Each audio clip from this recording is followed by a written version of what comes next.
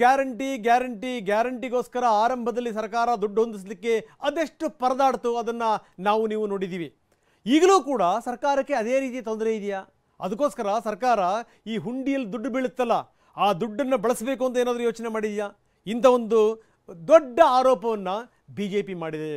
ನಿನ್ನೆ ಒಂದು ಬಿಲ್ ಮಂಡನೆ ಆಯಿತು. ಆ ಬಿಲ್ಲನ್ನು ಬಗ್ಗೆ ಇವತ್ತು BJP ಆರೋಪಗಳನ್ನು ಮಾಡಿತು. ನೀವು ಹುಂಡಿ ದುಡ್ಡನ್ನು ಬಳಸ್ತಾ ಇದ್ದೀರಿ, ಇದಕ್ಕಿಂತ ನಾಚಿಕೆಗೇಡಿನ ಸಂಗತಿ ಇನ್ನೊಂದಿದೆಯಾ?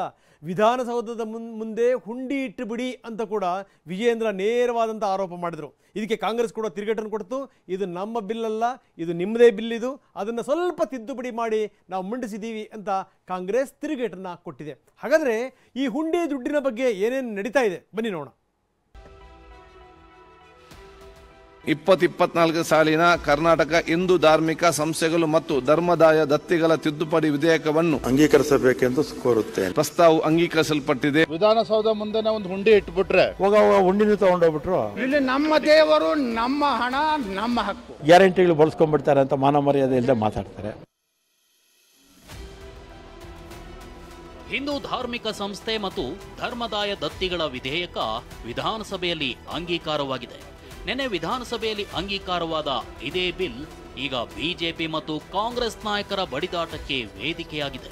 ಅದಕ್ಕೆ ಕಾರಣ BY ವಿಜಯೇಂದ್ರ ಮಾಡಿರೋ ಈ ಗಂಭೀರ ಆರೋಪ.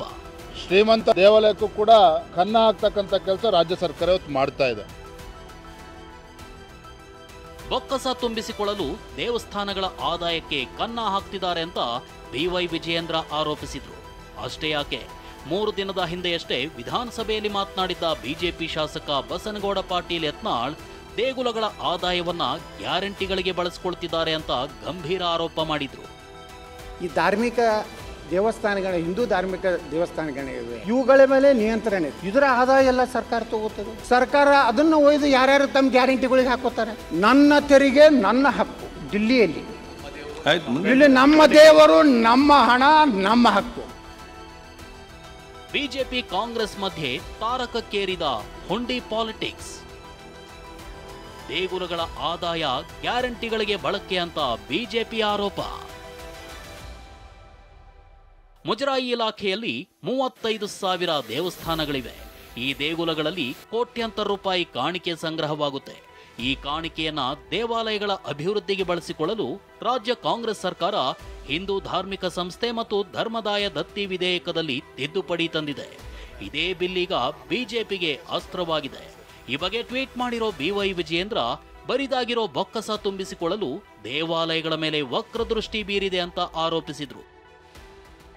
ಅಲ್ಲದೆ ಮೈಸೂರಲ್ಲಿ ಮಾತನಾಡಿದ ವಿಜಯೇಂದ್ರ ವಿಧಾನಸೌಧ ಮುಂದೆಯೇ ಒಂದು ಹುಂಡಿ ಇಟ್ಟುಬಿಡಿ ಅಂತ ವ್ಯಂಗ್ಯವಾಡಿದ್ದಾರೆ. ಇದಕ್ಕೆ ಮುಜರಾಯಿ ಇಲಾಖೆ ಸಚಿವ ರಾಮಲಿಂಗಾರೆಡ್ಡಿ ತಿರುಗೇಟು ಕೊಟ್ಟಿದ್ದಾರೆ.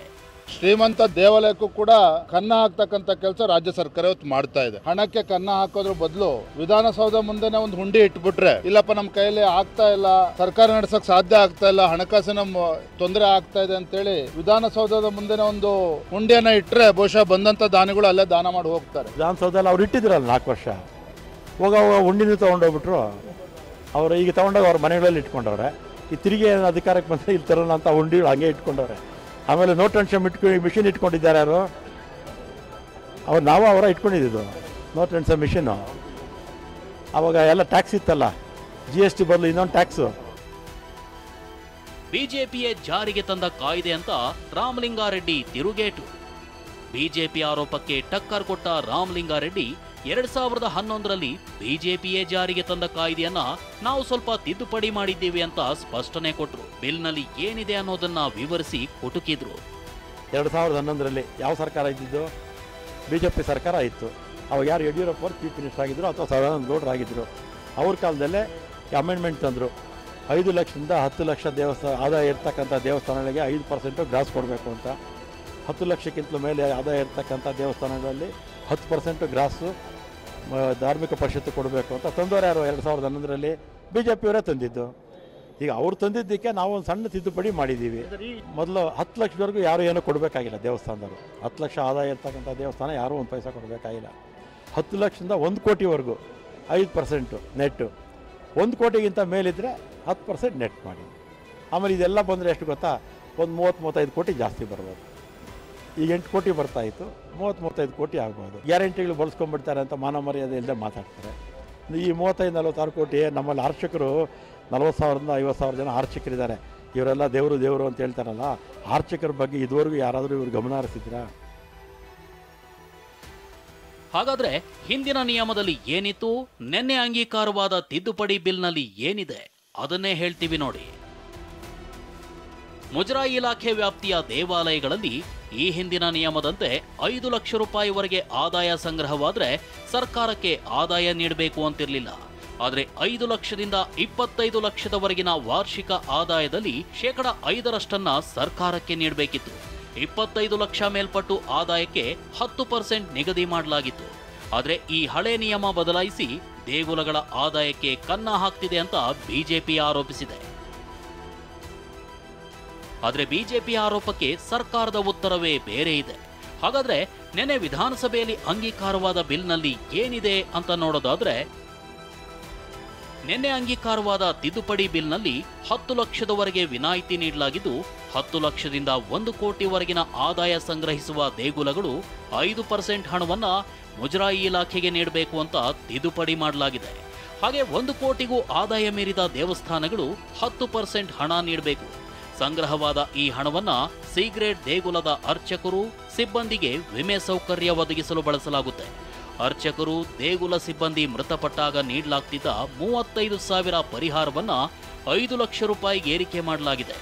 ಅರ್ಚಕರು, ದೇಗುಲ ಸಿಬ್ಬಂದಿ ಮಕ್ಕಳ ವಿದ್ಯಾಭ್ಯಾಸಕ್ಕೆ 50,000 ರೂಪಾಯಿ ಸೇರಿದಂತೆ 5,000ದಿಂದ 50,000 ರೂಪಾಯಿವರೆಗೆ ಸ್ಕಾಲರ್ಶಿಪ್ ನೀಡುವ ಬಗ್ಗೆ ತಿದ್ದುಪಡಿ ತರಲಾಗಿದೆ. ಹಾಗೇನೆ 205 ಎ ಗ್ರೇಡ್ ದೇಗುಲ ಮತ್ತು 193 ಬಿ ಗ್ರೇಡ್ ದೇಗುಲಗಳಲ್ಲಿ ಸಂಗ್ರಹವಾಗುವ ಹಣವನ್ನ ಸಿ ಗ್ರೇಡ್ ದೇಗುಲಗಳ ಅಭಿವೃದ್ಧಿಗೆ ಬಳಸುವುದು ಅಂತ ಹೊಸ ತಿದ್ದುಪಡಿ ಬಿಲ್ನಲ್ಲಿದೆ.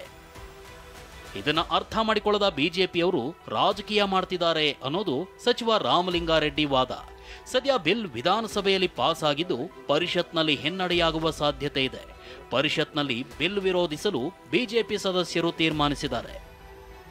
ಸುನಿಲ್ ಜೊತೆ ಪ್ರಸನ್ನ ಗಾಂವ್ಕರ್, TV9 ಬೆಂಗಳೂರು.